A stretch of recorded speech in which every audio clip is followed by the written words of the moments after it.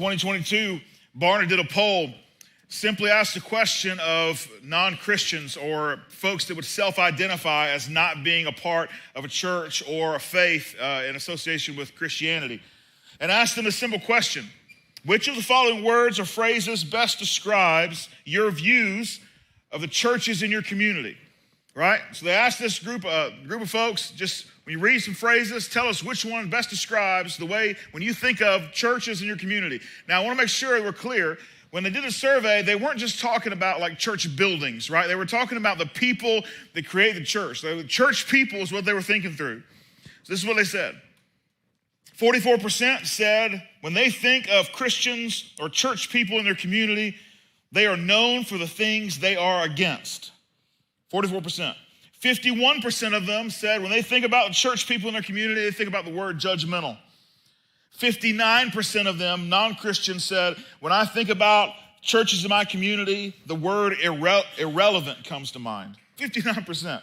6 and 10, that's a huge number, right? Like, that's enormous. It just says, it doesn't really make a difference they're here or not. I can just, whatever, it just doesn't bother me. I barely even notice them, right?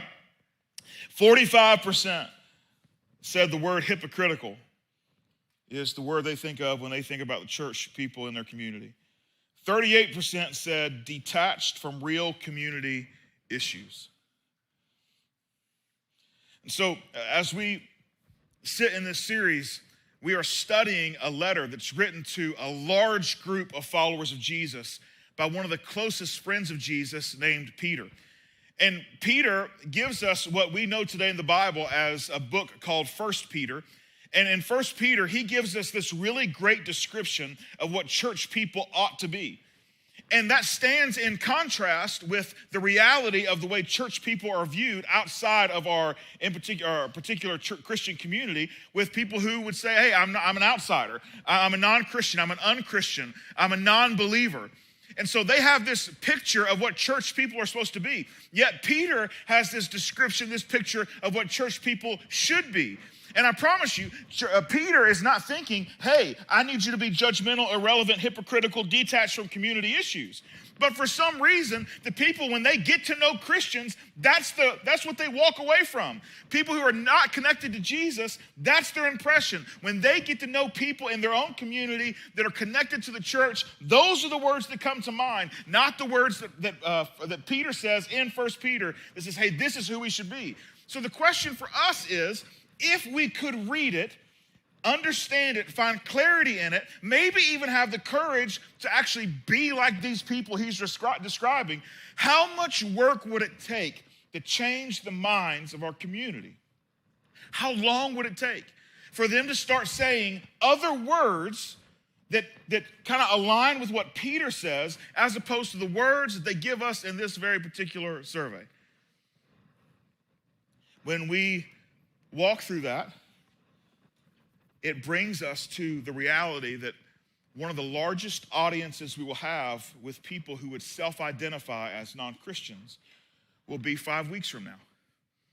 Easter weekend is a big deal. For some reason, people who don't go to church accept invites to go to church on Easter weekend, which we established last week. Doesn't make sense to me.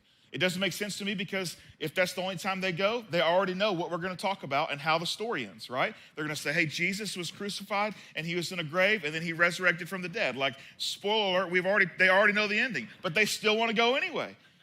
They're going to go on the biggest day of the year where it's going to be the most crowded. Right, the chances of it being like one of the least satisfying experiences, like people are going to be so crowded, but that's the time they're going to go. And so here's the deal, though. I don't want to like nullify that. I want to embrace it and say, hey, if we have an opportunity to show them some different words on Easter weekend, because the truth is, to change an entire community's perspective about words when they think about church people, it's going to take some work. So would we be willing to do some work? When we think through Easter weekend, we think through it in two different parts. In particular, we have our Easter gathering, which we're not able to hold here in this campus on Easter Sunday. So we go off-site because we have to have more space. And so we go to Newnan High School, and that's where it's at. And there'll be somewhere between 1250 and 1,500, 1,600 people that are there for Easter weekend for Easter Sunday, that particular morning between our two gatherings, right? Including all the kids and everything like that. So it's a bunch of folks. So that's Sunday morning, right? However, our staff continues to ask the question, do we have people in our lives that are connected to each one of you that still would be hesitant to even say yes to a Sunday morning invitation? And our assumption, the conversations we've had and what we know about the people in our community is that answer is yes. That there are people in your lives that have still said, there's no chance. Even though it's Easter, I'm still not going. I get it. He gets out of the grave. That's fine. I'm still not going. Not going. There's nothing that brings me there. So we then ask, how can we create something that someone who would never even say yes to an invitation to Sunday morning might say yes to? And so we try to establish, hey, what are the important things if we're gonna do the very best we can to give you the best opportunity to invite someone who would even say no to a Sunday morning? What are those essential things? One of those has to be common ground, right? So a church gathering in a church building, that doesn't work. And so we go to common ground. We shut down a big piece of the square on Friday night, which we know as Good Friday in church world. And so we do a gathering on Good Friday, on Easter weekend, Good Friday, in the middle of the square. And it's 100% geared towards people who are disconnected from faith that would show up because you invited them. And the whole idea is that you would maybe go to dinner with them on a Friday night beforehand, and then you would walk out, and there would be this huge, enormous setup there in the middle of the street. And I'm telling you, it's not like a church gathering, though it is very similar to a church gathering. But the thought, the idea of how and what we're going to approach that night has nothing to do with church people who love church things. It has everything to do with the cross and people who are completely disconnected from faith. And that's the idea. Now, with that, we even started, the last few years we've done this, we build it as, hey, it's a date night. Find a sitter for your kids and show up. Here's the deal. What we have found is people who are disconnected from faith, they don't care that we call it a date night. They bring their kids anyway. And so there's kids everywhere. And so we started asking the question, hey, it's easier for us as a staff to create an environment that we don't have to worry about kids. However, people who are disconnected from faith don't care that it's easier for us. It's still like, hey, well, this is who I am. This is my family. So if I'm doing something on a Friday night, I'm bringing them, figure it out. If you want me to be there, figure it out. So that's what we did. So we've got a completely separate kids space that's going to be taking place an hour before the gathering starts with something that we are referring to as an art experience. And then the hour that the gathering is taking place, we have another thing that's taking place at the same time called a science experience. If you've been around with us for a little while, we do something in the summer called Art and Science Camp. It's a STEM type thing that happens, I guess technically with art, it'd be STEAM. You get what I'm saying. The art and science, it takes place here. It's for kids K through 5th grade, and it happens here every summer. So we're going to preview some of that on Good Friday in the square. And so we have things that's taking place for kids while adults do their thing. It's a big undertaking, but honestly, if we're going to have people in your lives disconnected from faith that will not say yes to an Easter morning invitation, we need to do something to give you some tool to say, hey, engage with me on a Friday night. There's art and science for the kids. Yeah, you got to listen to my pastor talk a little bit about Jesus, but at least it'll be funny. You know what I'm saying? Like, it may be. Or maybe it won't be, Maybe it won't be, and then they'll have to deal with you, and, they'll add liar to the list of the way they think of church people. And that's on me. Peter said, this is what we covered last week. Peter said, first of all, in 1 Peter 1 through 12, he just said, hey, here's the deal. Church people should be hope people. Hope people. And when people think of the church, instead of judgmental, irrelevant, hypocritical, detached from community issues, known for what they are against, the first word we should think through is hope. We should be hope people. And it's important to remember that, even if you missed last week, just knowing that hope is the foundational piece to everything that comes the next 5 weeks. Without hope, none of the other stuff makes sense. What happens today, what we walk through today, it cannot happen without hope. A lot of times we as the church want to skip to this week. We enjoy this word today. We enjoy this side of things. Churches love to talk about this. It does not work unless hope exists prior to us attempting to pull off what we're going to talk about today. Even though it's easier, it feels better, and honestly, we're better at it. The hope piece is essential to the entire conversation. We should be hope people. So let's pick up in the very next verse that we left off from last week, 1 Peter 1:13. Let's dive in. Therefore, with minds that are alert and fully sober, set your hope on the grace to be brought to you when Jesus Christ is revealed at his coming. Now, he mentions hope. We're transitioning. He said, hey, there's a result of hope. There's something that happens when we really get a really good understanding of hope. There's something that comes out of that hope. And he said, hey, here's the deal. I want to make sure that you keep your hope focused on something very specific. However, I also think that this passage is a little nuanced, and so I want to do something I typically don't do. I have 4 other translations. I want to read the same verse to you. Actually, one's a paraphrase. The other 2 are translations. I want to read them to you, and I want you to hear them just with a little bit different language so we can really get an idea, because this sets up everything else. So I'm going to read you from the Message. This is the paraphrase. It says, so roll up your sleeves, get your head in the game, be totally ready to receive the gift that's coming when Jesus arrives, right? So we got hope. Our hope is eternal. It's not temporary. We talked last week, it outlasts gold. Even though gold's been refined in incredible heat, even it is perishable. The hope we have is living. It never goes away. The hope we have will outlast everything else. When everything else perishes, that hope still remains because that hope is Jesus. It's a living hope. And it says, hey, here's the deal. In order to focus that hope in the right direction, to be ready, he says, roll up your sleeves, get your head in the game, be ready to receive the gift that's coming when Jesus arrives. Let's look at it in the New Living Translation. It says, so prepare your minds for action and exercise self-control. Put all your hope in the gracious salvation that will come to you when Jesus Christ is revealed to the world. Now in the NRSV, New Revised Standard Version. Therefore, prepare your minds for action. Discipline yourselves. Set all your hope on the grace that Jesus will bring to you when he is revealed, right? Now, my favorite is the last one, which I know is going to catch some of you off guard, but it is what it is. It is the King James Version, and it is by far my favorite part of this little passage right here. This is what it says. Wherefore, gird up the loins of your mind, be sober, and hope to the end for the grace that is to be brought unto you at the, did I say that right? Be brought unto you at the revelation of Jesus Christ. It's hard. King Jimmy made it hard, okay? Gird up the loins of your mind. Gird up the loins of your mind. Now here's the deal. Some of y'all I know are laughing because you think you know what gird up the loins of your mind means, and it probably doesn't mean what you hope it means. You know what I'm saying?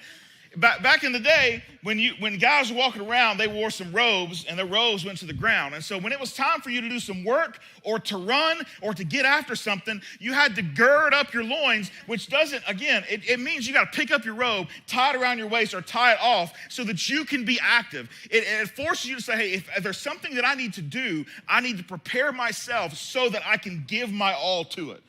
That I'm not going to go do some work in a robe. I am actually going to do it in a robe, but I'm going to pull it up. I'm going to gird it up. You know what I'm saying? So that's what he's saying. He said, hey, get yourself ready because hope isn't where it stops. Hope is where it starts. So when you embrace actual hope, there is something coming down the line. There's something that follows it. And so you don't need to just sit around in your robe just loving hope. Like, man, I got a lot of hope. He said, look, no, once you embrace the hope, get ready. There's more to be done. The truth is, hope is real because life is hard. Here's the thing. If life was perfect, we wouldn't need hope.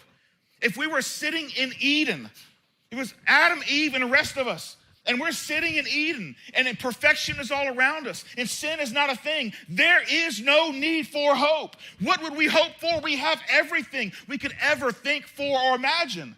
There's no need for hope. Hope is a result of the reality life is hard. The mere fact that we've got hope is faith saying, man, I get it, Jesus. My life is not going to be all just sunshine and rainbows. Hope is real because life is hard. But life is hard is not an excuse for not following Jesus. It's the reason we ought to follow Jesus. It's the heart behind why we should follow Jesus. Because the truth is, the hope he offers is the only one that can live through every single hard thing we have. And that hope leads to something else. So we should be ready and alert. Peter also is warning us that we can take our hope and we can point it in any direction we want. Our hope is ours.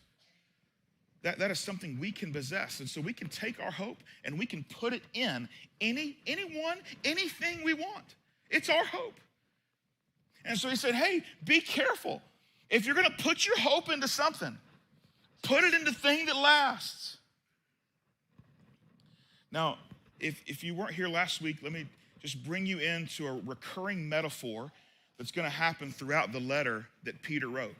He constantly, over and over again, as we walk through the first 4 chapters of 1 Peter over the next 5 weeks together, he's constantly referring to what's happening in our spiritual lives as God being a father and us being children. So everything he's saying to them, he's trying to say, hey, make sure you understand what I'm saying the way a child would understand this, or we get an opportunity to kind of step outside of the metaphor and see it. But he's saying, look, it's like children dealing with their parents. It's like a loving parent who knows all the right answers, dealing with their kids. So when he gets to verse 14, that's how he said. He said, as obedient children, do not conform to the evil desires you had when you lived in ignorance. But just as he who has called you is holy, so be holy in all you do. For it is written, be holy because I am holy. Now, Peter does an incredible thing for us right here. And he gives us a gift, not just a gift to his writer, to his audience that was receiving this, which was predominantly modern day Turkey, all over modern day Turkey. That's where this letter was going.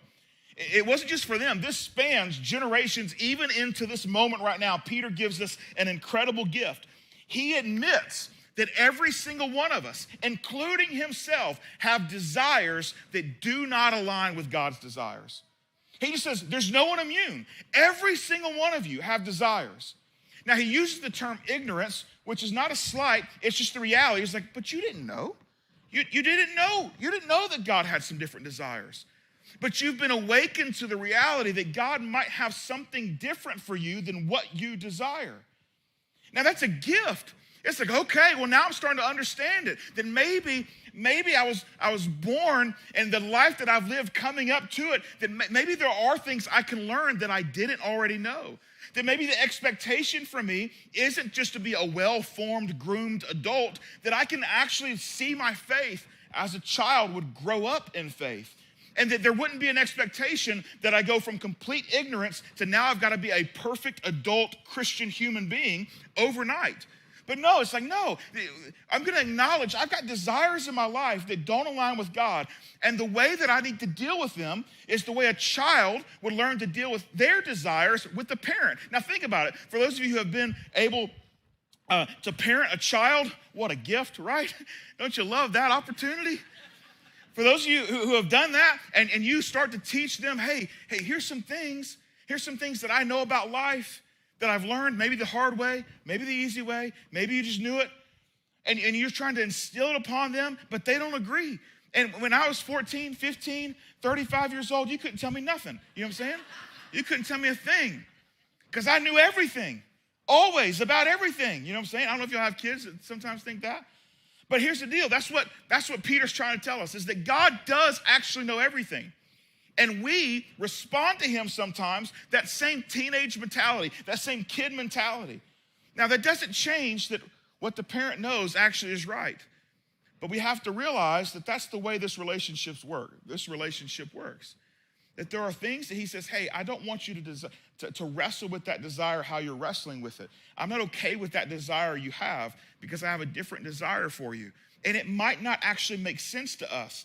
So the question for us is not, is that desire right or wrong? The question for us is, can I trust God as a father to know that he knows best, even if I disagree with him about my desire? That's what every kid has to wrestle with, right?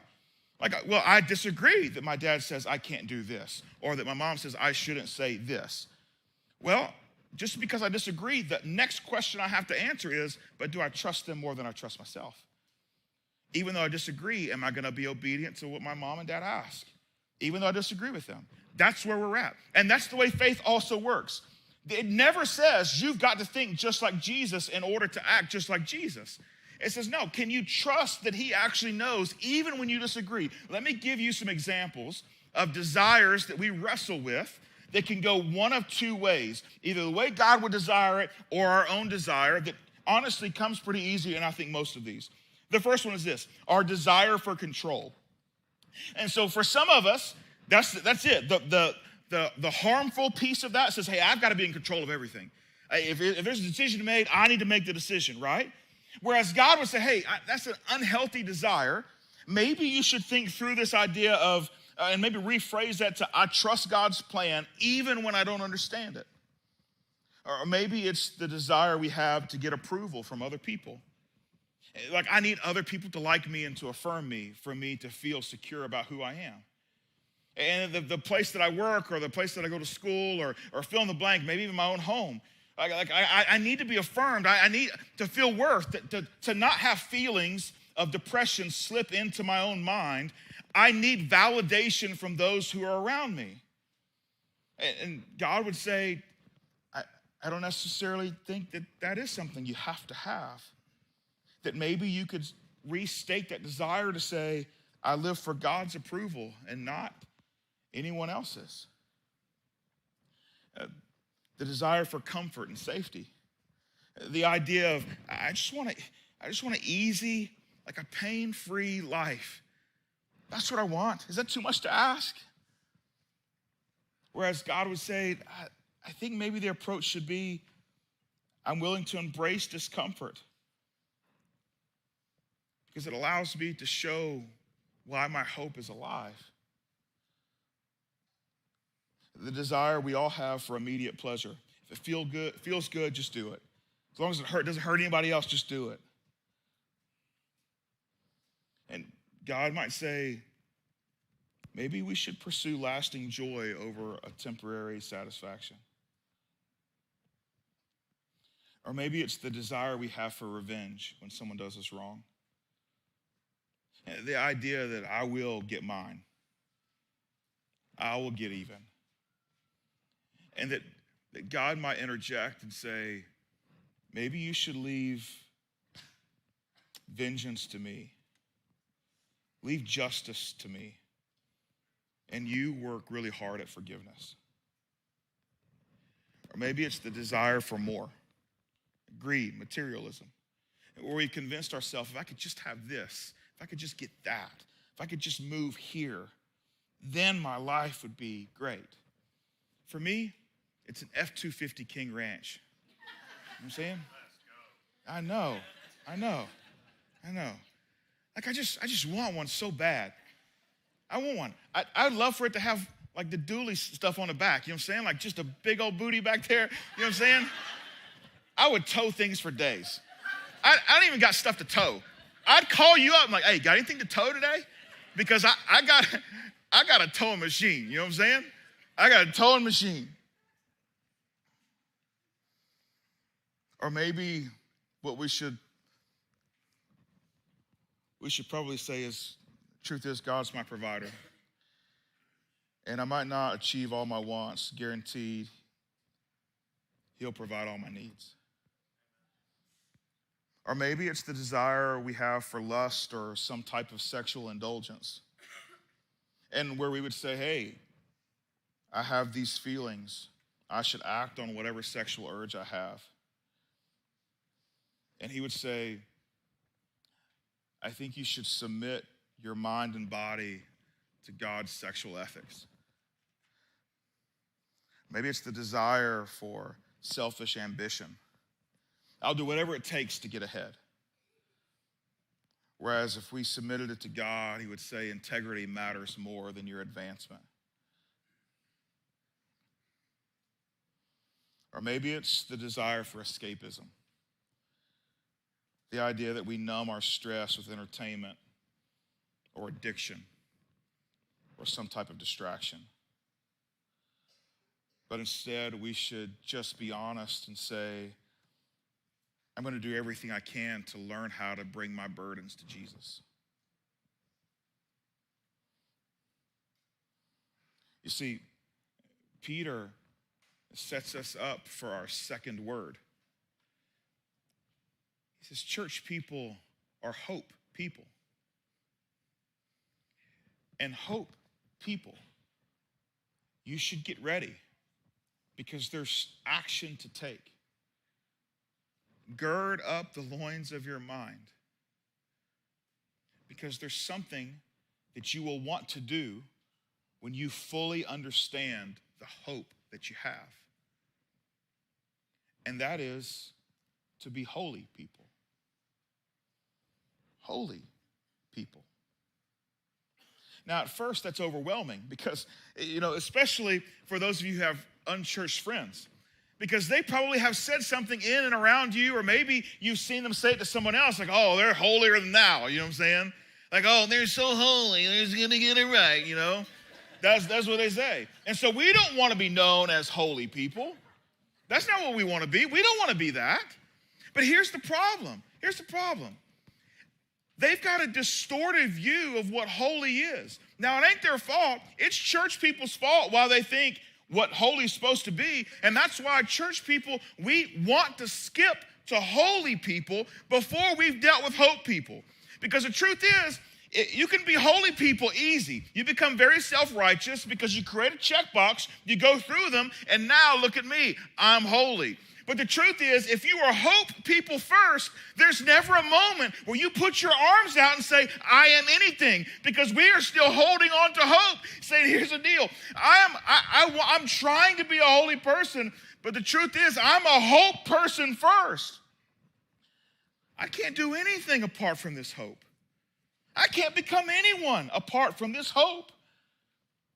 And so I've been invited to be holy, but it's only because of the hope that I have the opportunity to even entertain the possibility that holy might be attached to anything I'm associated with.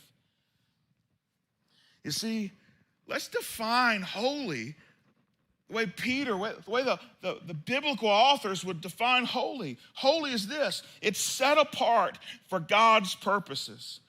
And so we're invited. He says, be holy because I'm holy. Be set apart for my purpose. In other words, join me in the mission to redeem the world. I want to set you apart, you uniquely, who you are, just the way that you've been put together, your experience, your baggage, your trauma, all those things, bring it together. I want to use it all. There's the heart of God in that phrase. He says, be holy because I want you to be like me. That's such father figure language. When they look at their child and says, I just want to teach you what I've learned because I want you to know what I know.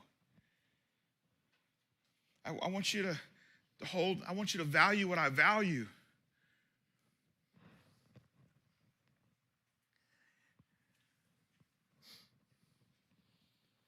The truth is, holiness is relational. It's not transactional, which is the way the world sees it. Like, oh, holiness is a list of things. No, holiness only happens because God allows it. God knows us and invites us to be like him, which is holy. Holiness is relational. We are known by God. Our potential is known by God. Our future is known by God. And so we are invited then to begin to become like his son Jesus.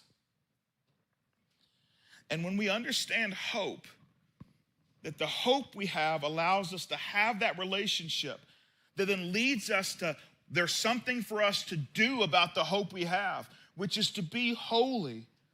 It allows us then to get to this place that holiness is about progress, not perfection. It's about progress.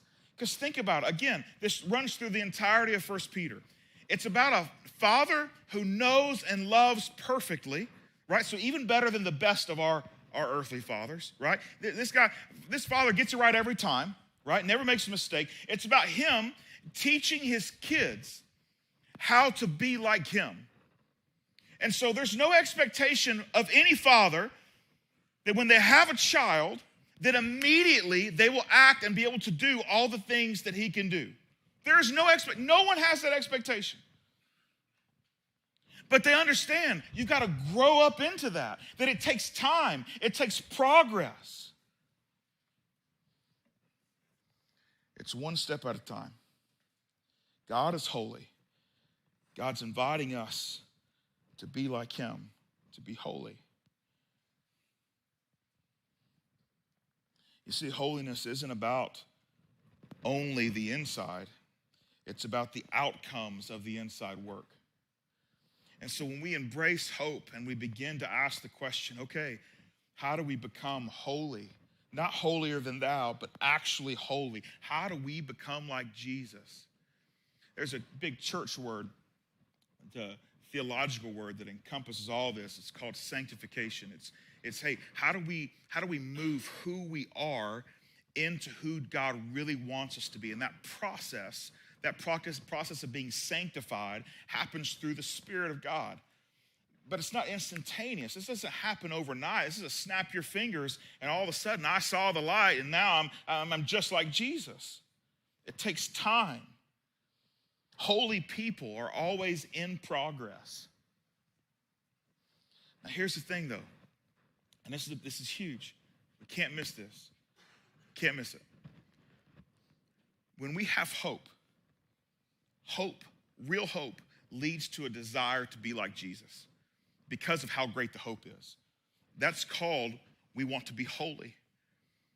The very first result of that desire in us is what he's about to talk about, which is wild. Like you might think, like as your mind is racing, what could the first desire of our heart be when we understand hope, we desire to be like Jesus or to be holy?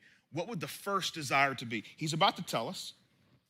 And I would imagine for most people, this would not be what you would say is the very first result. I'll read it in 1 Peter 1:22. It says, now that you have purified yourselves by obeying the truth, so that you have sincere love for each other, love one another deeply from the heart. Like, hold on. Whoa. Peter, we were just talking about a hope that's mine, being holy, this is all, and you're saying now that we've purified ourselves, that's what this idea is of becoming holy, being like Jesus, there's a process of, now that that's taking place, the very first thing that we should be seeing or thinking about is sincere love for one another and loving deeply from our heart. What?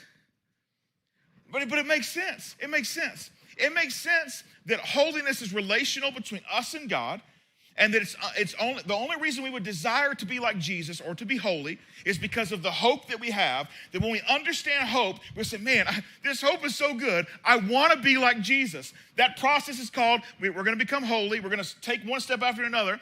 And then from that, as soon as we have that relationship with God, the very first thing that relationship impacts is the relationship with everybody else. Which then makes sense. Okay, when I look at it that way, I got you, Peter. There's something that happened in me that then happens with me and God that then affects every other person I walk around with in my everyday life. That makes perfect sense. Now, what I love is that he uses the word sincere. Man, it's my hope. It is my hope. And I know, I get it. Some of you invite family to our church, and it's borderline embarrassing depending on what church they've come through, that when you just avoid, like, you're like, well, I'm not going to introduce him as our pastor because I get it, but right, because I just don't fit the bill for a lot of things that's from other visiting church kind of things. But it is my hope that when I am dead and gone, that 99% of the people that are a part of my life would say, well, at least we know he's genuine, right? Like, that's it. And that's when I see this here, that it's a big deal for everybody, that we're just who we are.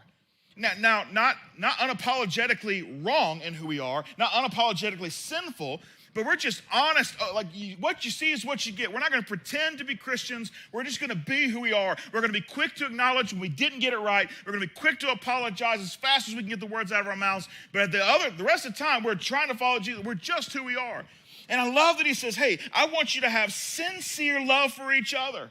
Like legitimate, genuine, authentic, no fakes, no dupes, absolutely legit love for one another. And then he gives us this incredible descriptor. He says, I want you to love one another deeply. Now, that's good. Deeply helps us. It helps us understand this is not just a moment, right? But we're going to dig in. Now, here's the great thing, though. When we do some word study around this deeply word, it gives us a little more insight when we recognize that deeply also is translated as constantly. In other words, it's not just about a moment where we go deep or a moment that we love someone with some really big love action, but that it's a constant, that there's a timetable to it. When does the timetable end? It doesn't. It's constant. So he's saying, look, God is going to interject himself into who you are, and that relationship will never end. And he's asking us then to look at the relationships outside of us and say, man, the people we're going to invest in, let's keep doing it over and over and over again. Genuinely, not just one moment of extreme kindness, but I am constantly going to partner with you as we walk forward in life. And that happens when we have an incredible view of hope and a sincere desire to be like Jesus, to be holy. And that relationship then filters into the relationships we have with one another, not in a moment in time, but an ongoing process that says, man, the way God loves me, he's teaching me to love others, which is constant and deep. And then he gives us the best warning we could be given.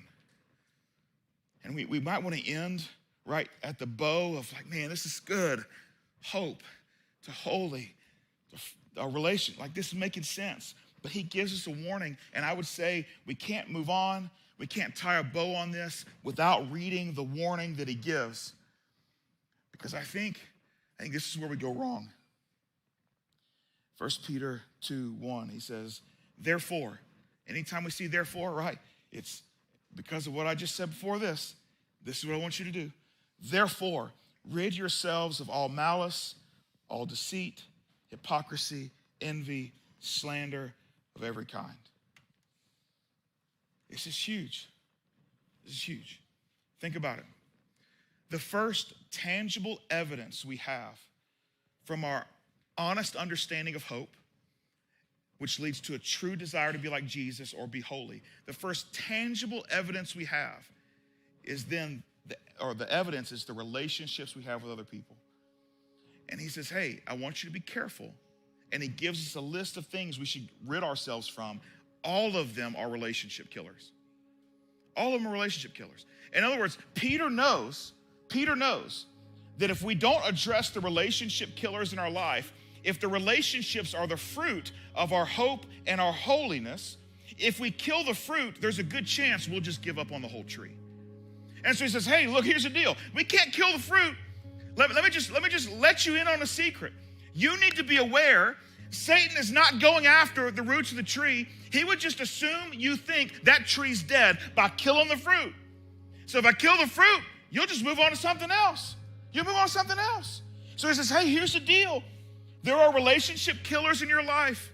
And you need to make sure that you are very aware that these relationship killers, even though you got a lot of hope and you got a lot of desire to be holy, to be like Jesus, and you got some relationships, the truth is, if you're not careful, these will kill those relationships, and your assumption is going to be, well, good, what good was that holiness and hope? He says, if you are a guy that walks around, a girl that walks around, and people think, so deceitful. Well, guess how your relationships are going to, you don't have any. You don't have any deep relationships. Maybe they're surface level and they're keeping you at arm's length because there's no chance I'm giving you a shot again. If you're someone who is thought of as envious or someone who always on purpose is saying one thing and doing another because you're pretending to be someone you're not. If slander is a word that comes to mind when people think of you. What are the chances you have any type of deep, lasting relationships? None. None. So he gives us some instruction that says, hey, protect the fruit of your hope and your holy. But herein lies the problem. This is why the outside world, when I say outside, I mean people who don't want anything to do with church. This is why they think holy means something that it doesn't. because we don't protect those relationships. This is why they have a negative view of church people, because we haven't allowed the reality of, hey, just because you got a good handle on hope, and you desire to be holy, the way you treat people, interact with people, all those things, it matters. So you might know all the Bible answers, memorize all the Bible verses, go to all the Bible studies, attend all the Bible churches.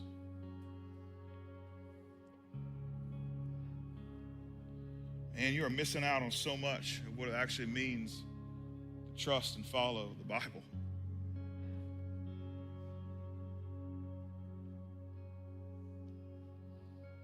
Peter then wraps up this section in verse 2. He goes back to that parent-child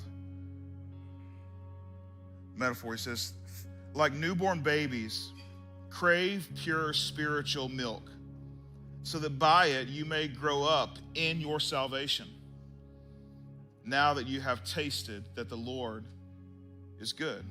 I read it to you again. Like newborn babies, crave pure spiritual milk, so that by it you may grow up in your salvation, now that you have tasted that the Lord is good. Let me ask you a question.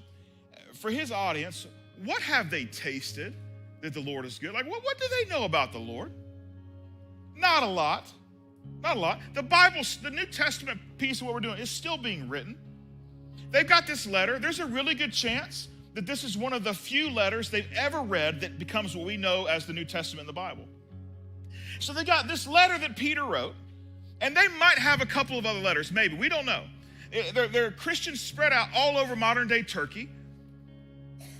None of them, most likely none of them, were people that hung out with Jesus. So what do they know about the Lord that is good? What have they tasted? I will tell you. We know because when we read throughout the entire narrative, we know what Peter and Paul and the rest of them were teaching when they went to put Christians in other places. When they planted churches, we know they were teaching. You know what they were teaching? Christ crucified, Christ resurrected. That's what they told them. That's what started churches. That there was a man who lived in the first third of the first century and occupied Jerusalem by the Roman Empire. His name was Jesus. He was from Nazareth. I know, don't hold that against him. From Nazareth. Who died on a cross, and we thought it was over.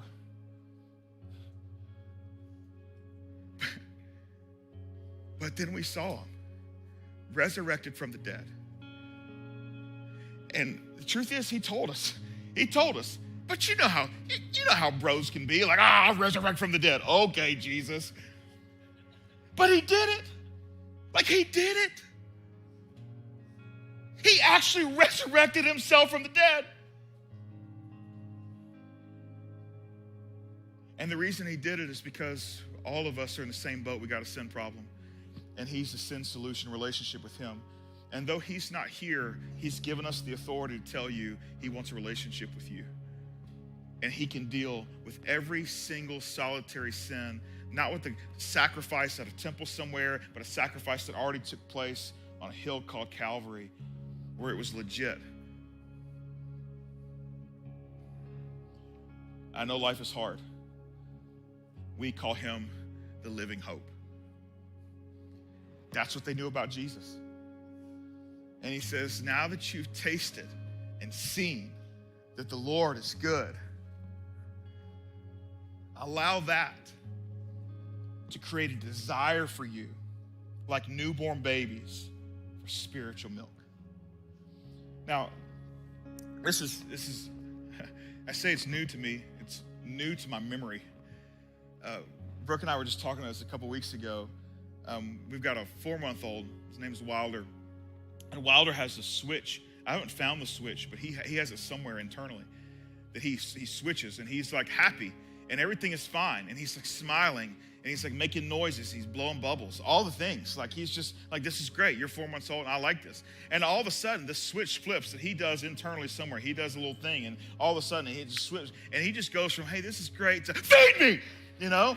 And it is just like that. Like, I mean, but he doesn't say feed me. He just screams. And he's like, I'm starving right now. I was fine, but now I'm about to die.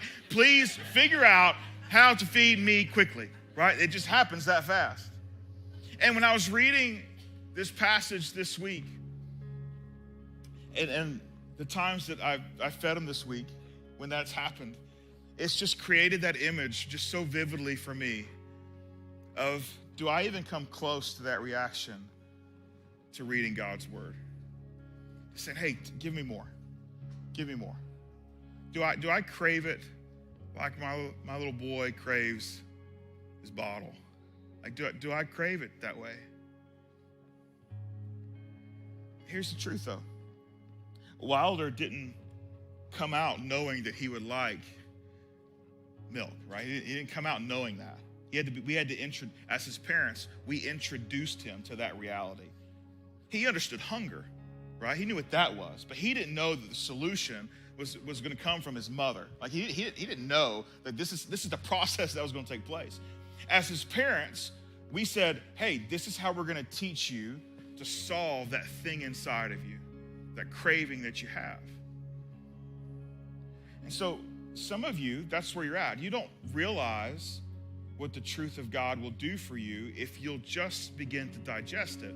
And some of you have maybe attempted it before, but you found something else to substitute what would actually do you a lot of good. You've substituted with a lot of other things that maybe scratch that itch a little bit, but the truth is it never satisfies the way God's desires for you satisfy, because God's desires leads to transformation. And the things that you substitute just leads to you wanting that more. And so I would encourage you to engage a bit. If you're asking the question, man, I feel so far from holy, that's a really good place to start, actually. Because all of you who were just saying, I feel actually really holy right now, you have a problem, right? You got an issue, right? Like that's not how we can get. We shouldn't be saying, I'm pretty freaking holy around here, okay? Like that, we're the problem, you know? But man, what if we did try and engage? What if we tried to teach ourselves to crave? So we put a study together for this week. 6 days. It starts tomorrow morning. It runs Monday through Saturday. And it's simply a Bible study around the word holy.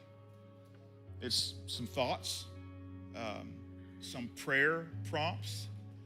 This is the way it works. We'll go ahead and throw the number on the screen, Cole.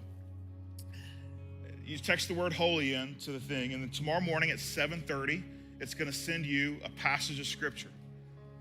Now, we did this a week ago for the word hope, and we did it a little differently a week ago. We put the passage of scripture, and then we actually wrote out the passage for you.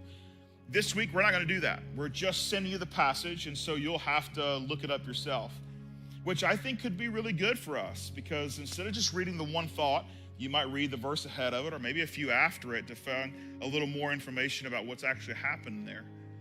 And so we'll send you the passage at 7:30 on the nose, and then about 7 to 8 minutes later, we'll send you an action step that deals with what you just read. So we'll separate it. We'll give you enough time to look it up. You can look it up on your phone, or maybe you got one of those actual, you can hold the Bible in your hands type things. You can open up and look through it. You get a chance to read it. We'll send an action step about 8 minutes later to your phone. If you want to do that, you just simply text the word holy to 678-661-6330. If you're thinking about it, like, hey, I want to think about it, I would encourage you to take a picture of it. We do need you, because that first text message is automated, we do need you to be in the queue before around 7 tomorrow morning. And so if you could take a picture of it and kind of think through it if you want to jump in, and then you could hop in to be a part of the study this morning. Or excuse me, this week. The thing is, as church people, I think it's really important that we wrap up with the reality that hope people leads to holy people. But it's a really good thing for us to be reminded that we do not make ourselves holy. We've been invited to be like Jesus. We've been invited to take steps towards holiness. And ultimately, that invitation doesn't come with just figure it out. He says, I want to be with you and a part of that journey to help you with it. The Spirit of God is offered as an assistance in that process. And that invitation is for any of us.